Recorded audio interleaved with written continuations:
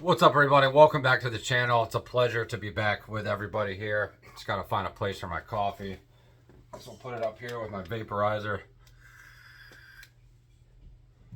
As you can see, we're kind of taking advantage of pushing the books all the way back on the bookshelf. It actually looks pretty good. Somebody in the comments, I think it was maybe Instagram, told me to push the books back. And then it gives you some room to stack other books on the side. I'm not super crazy about doing that, but as long as it doesn't cover the books in the back, I think we could definitely utilize some more space. So we're kind of in the process of doing that. So today we are here for a couple different things. We're going to talk about the current reads, and then we're going to talk about my summer reading list, which is right here. Wish me luck. This is pretty ambitious. But let's talk about the current reads / books we've finished recently. So the two books we finished recently was this pretty awesome biography of Edward II. We were using this just to kind of solidify the information from the Christopher Marlowe play called Edward II. Now, there was a lot of, medieval English diplomacy in here and government sort of stuff that kind of went right over my head. A lot of different characters, a lot of different battles. But it definitely, helped me get a sense of the personality of Edward II. He was a very interesting person, had a really interesting relationship with that gentleman. His name is escaping me again. I think it's Gaveston. An alleged homosexual relationship. A lot of, complicated English diplomacy, lots of medieval religious sort of doctrines and stuff. A lot of good photographs in here. So it's definitely a good book. So I just kind of used it to supplement the Christopher Marlowe play. And we'll probably put this right back here in the biography section like so, if I can reach it. There we go. So it's good to kind of have that checked off our bucket list. And then we did finally finish our second rereading of Hamlet. We decided to take a break from the Shakespeare anthology that has a bunch of his plays, but we're actually going to get back to that probably and be starting on King Lear pretty soon. But I kind of wanted to just explore a separate volume and just kind of really immerse myself in Hamlet. I'm checking a little bit of the postmodern criticism out just to kind of see what the enemy is thinking. So far, it's pretty much BS. But I definitely got a better understanding of Hamlet. Basically, when you read Hamlet, you're dealing with Hamlet's metamorphosis and his realization of a lot of different things, but most importantly, the realization that the current king, King Claudius, is now married to his mother, and there's a lot of Freudian stuff going on there. And Claudius killed his father Hamlet, so you've got the ghost of Hamlet, reoccurringly haunting not only Hamlet himself, but the other characters as well. And then you've got Ophelia, who is sort of this, sort of forlorn, crestfallen sort of character who ends up committing suicide, very tragic. And then you also have, the murder scene at the end when Hamlet, fights Laterus. And I'm pretty sure did they both die? I didn't really quite catch that. I think Laterus died, but I wasn't sure if Hamlet was actually dying or if he just was wounded or something. So that's a bit unclear. So if anybody has any information about Hamlet, please let me know in the comments. It's very complex. It will take another reading to really understand it a little bit better than we already do. But I definitely got a better sense of the characters, definitely got a better sense of sort of the language. We're dealing with a lot in Hamlet, though. There's things about, of course, everybody knows, to be or not to be. That's the question. Everybody knows that old cornball. But it's actually much more complex than even that. And the thing is with Hamlet, you could really just open up any page, and if you highlighted and annotated properly like I did, you can just kind of study the different passages, the different, sections of dialogue individually instead of trying to tackle the whole thing. But I definitely recommend doing, at least a second or third rereading. So we've got the complicated diplomacy between Denmark, and the Danes and England and all that. I think mostly takes place in Denmark. We sort of got the political espionage, but there is a Freudian sort of incestual element to this. There's even a little quote here from Hamlet when he talks about sort of reflecting on his sort of surrogate father, it's not his real father, but it's his father by marriage. How he's reflecting on Claudius sucking at the teat of his own mother. And it's a little weird. You know, Hamlet's a very complicated guy, but I kind of relate to him. He's almost like, he's very deranged. He's almost a psychopath, but you kind of feel for him. You know, he's very educated, and he's sort of watching all of sort of the behind the scenes, you know, sort of conspiracies that King Claudius has drawn his family into. And you've just got a lot there. You know, he loves Ophelia. I'm not really sure why Ophelia killed herself. If anybody knows, please let me know in the comments. So this is not a Hamlet video, but I did just want to recap a couple of things with Hamlet. So we've got those two knocked out, Edward II biography and Hamlet. Second current reading is, of course, of The Web and the Rock by Thomas Wolfe. Really quite enjoying this. I think I like this better than You Can't Go Home Again. So maybe another 3 or 4 weeks, I'd say, we'll probably be done with this. We're trying to, you know, stick pretty loyal with our annotations. We got some on the bottom there. And basically, in the first part of The Web and the Rock, you have George Webber's, which is Thomas Wolfe's protagonist in his last 2 novels, sort of reflecting on his early life, growing up in sort of the middle class / poor realm of you know, the South. And then towards the middle of the novel, you know, he kind of grows up. He becomes a writer, and he moves to New York City, as Thomas Wolfe did, where he meets Esther Jack, which is a pseudonym for Elaine Bernstein. If I had my phone, I would love to show you guys a picture of Elaine Bernstein, but I don't. Oh, my phone is actually right here. I'm such a fool, guys. But maybe next time, make sure you guys look up Elaine Bernstein. She was Thomas Wolfe's muse. And they had a very tumultuous, passionate love affair. She was married, so she basically had an affair with Thomas Wolfe. And you get a lot of reflections on what it was like for Thomas Wolfe to try to get published. He's very sort of, you know, volatile towards Esther Jack.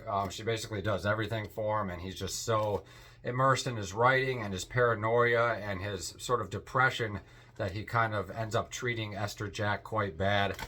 You have a really wonderful black character called Dick Prosner in the beginning of the novel that ends up kind of losing it, and there's like a huge shootout where he just walks through the city and starts shooting at people, and they try to chase him into the woods. And you get a lot of really wonderful depictions of the Old South, as well as the conditions of black people, the conditions of Jewish people, the conditions of the elite. And then when he moves to you know, Manhattan, New York City, that's really when the web and the rock sort of really comes together. You know, George Webber is sort of his protagonist, his name being George Webber, or Monk, is sort of the fallen character that is completely immersed in the world around him, in society at large. And you definitely get less of an autobiographical. It's still very autobiographical, but it's definitely much more part of the blood of humanity. And I really enjoyed this about this novel. Can't talk enough about this novel, but we'll probably do a book review of this in the future. And our last 2 rereads are Somewhere in Time. We're blowing through this pretty well. We are going to be doing a full exploration, an esoteric explanation of Somewhere in Time. Some of you guys have probably seen the movie. We're going to kind of compare the novel versus the movie, keeping tons of annotations in here, as you can see from all my notes. And we are about this way through. So we've read all this, and all we have to tackle is this. So we'll probably have this knocked out maybe another week or 2. You can read this fairly quickly, but it does take some time. It does take some sleep cycles. You definitely can't blow through it in like 3 days. But I would say you could read it within a month, or maybe 2 or 3 weeks, depending on your reading speed. Third current read is My Confederate Kinfolk, about this black woman who is trying to trace her heritage in the Old South. And you really get a sense of how hard it is sometimes for black people to find their inheritance, not their inheritance, but to find their lineage, to find their ancestry. There's a lot of struggles there, but there's actually quite a bit of information that she was able to uncover. And she's not only talking about the black side of her family, but she's talking about the white folk as well, the slave owners, the cotton farm owners, and all that good stuff. A lot of it takes place in Virginia, Mississippi, places like that. So it kind of, I'm learning a lot about my own home state of Virginia through reading this. It's very interesting. I would say it's probably on the lower tier of my reading schedule. We've only kind of blown through about 100 pages, but we're getting through it. I'm still kind of reading it. I usually bring it to work with me and stuff. So really compelling book. Just this is one of the main characters. This is all based on real people, or it's all about real people. It's not a novel. It's a memoir. It's a historical document. So if you guys are interested in sort of the race relations and sort of the diplomacy that took place, you know, in the history of America between slaves and their white owners, this is definitely an interesting place to start. So I think that's, before we forget, we're still tackling the Bible. We're taking a little bit of a break from the Old Testament, or from the New Testament. We've moved on to the book of Genesis from the Old Testament. Taking a break from the New Testament and into the Old. And the reason we're reading Genesis, I got to read a little bit more of it, but we're probably about 30 pages into Genesis, is because the book of Genesis is going to pertain to one of our summer reading books, and we'll talk about that in a second here. So let's get into our stack. Ooh, just dropped my vape. Damn. Let's put that right back up. Good thing I got a nice soft carpet. So this is our summer reading list here. It's pretty ambitious, but it's not too bad. So let's start with number 1. We're going to try to tackle Lame Deer Secret Visions. Got this beautiful new paperback version of Lame Deer Secret Visions. And I'm really digging this version. I had another version that was a little bit bigger than this back in the day. And I really wish I hadn't thrown all my books out, because now I'm kind of having to rebuy them at the mercy of whatever versions are available nowadays. But if anybody has an old copy, there's actually 2 editions. There's the original, and then there's like another one that came out in like the 90s, which was really nice. The paper was nice and white. This is more like newsprint paper, which is cool. This is good for annotations and stuff, but this is a memoir biography of Lame Deer Secret Visions. Grew up on the Rosebud Reservation, got beat up, went to jail, all kinds of good stuff. So we're going to definitely sink our teeth into this pretty soon. Maybe after we finish Somewhere in Time, we'll get into this. And as far as the Old Testament is concerned with Genesis, we are going to be reading East of Eden, which is a modern retelling of the book of Genesis. Now, it's probably a little bit different. It's more like a southern / maybe Californian, Steinbeckian sort of vibe. But we're going to be tackling East of Eden soon. Some of you guys might have seen the movie with Jane Seymour back in the day. It was like a TV movie. Really love this Penguin edition. This novel is pretty epic. It's about 600 pages, but it's doable. I think we could knock this out in maybe a month or 2. Maybe even sooner if we read it fast. So if anybody is a fan of John Steinbeck or East of Eden, let me know. John Steinbeck has kind of been off of my radar for quite some time, so I thought this would be a good place to kind of start as sort of an epic, tragic love story, sort of in the vein of the Old Testament. Up next for our summer reading list, we have Fyodor Dostoevsky, Notes from the Underground, as well as The Double. And this was a hard pick because, as you guys can see here, we're curating a bunch of Dostoevsky in the background there. We've got Humiliated and Insulted. We've got Crime and Punishment. I think we have another one floating around somewhere, but I don't remember where it is. Maybe it's this. So maybe it's just those 2. I actually have 2 copies of Crime and Punishment. So we've got Humiliated and Insulted, Crime and Punishment, and we're going to probably... But I thought Notes from the Underground and The Double would be good to get through. The book is split up between Notes from the Underground and The Double, so it's pretty doable. And it's a really good place to start with Dostoevsky to kind of continue our enjoyment of Russian literature. So we'll be getting into this pretty soon. The summer has not started yet, obviously. I'm still finishing up my classes up at the university. So once May hits, I'll be done with probably all of the current reads. Thomas Wolfe, Somewhere in Time, My Confederate Kinfolk. And once May rolls around, we'll start introducing these new novels for the summer reading list. Now, they're not all novels, but they're mostly novels. Up next, we are going to delve and explore ourselves into the world of Marcel Proust again. I kind of want to get back into that universe. We're going to do a rereading of Swann's Way, which is right here. I'm so tempted to pick up, the sequel, we've got the whole set of In Search of Lost Time, à la recherche de temps perdu, as Marcel Proust. My French is terrible, but I'm practicing. So yeah, we're going to be getting back into the world of Marcel Proust. The first novel is just sort of the narrator's perceptions of his early life, of his family, his sort of over-attached relationship with his mother. And then we kind of get into Odette and Mademoiselle Bourdieu, or not, she's from War and Peace.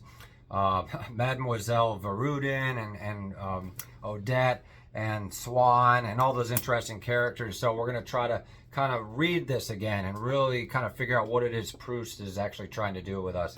What is he trying to convince us of? And that will probably continue with Marcel Proust throughout the summer and into the spring, or into the fall. Up next, we have a historical book called Conquests and Cultures by Thomas Sowell. Thomas Sowell is an African-American scholar, sort of a little bit on the non-woke side, I guess you could say. So I'm interested to kind of see what he has to say here. This book talks about the slave trade between British and the Africans, Slavs of Eastern Europe, as well as the indigenous peoples of the Western Hemisphere. And sort of Thomas Sowell is reflecting on what does it mean to be a conquered society? What does it mean to be the victor in society or warfare? So this is going to be really interesting.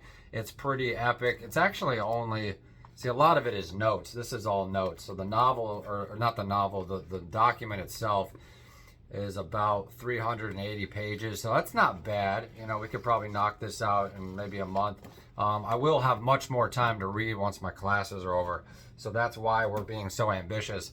Up next, we have I thought we'd throw some true crime in there with Maureen Callahan's American Predator. This is about Israel Keyes. He was kind of like the world's, at least at the time, he was captured in 2012 by the FBI, but he was kind of the world's last, real prolific, crazy serial killer as we knew them at the time.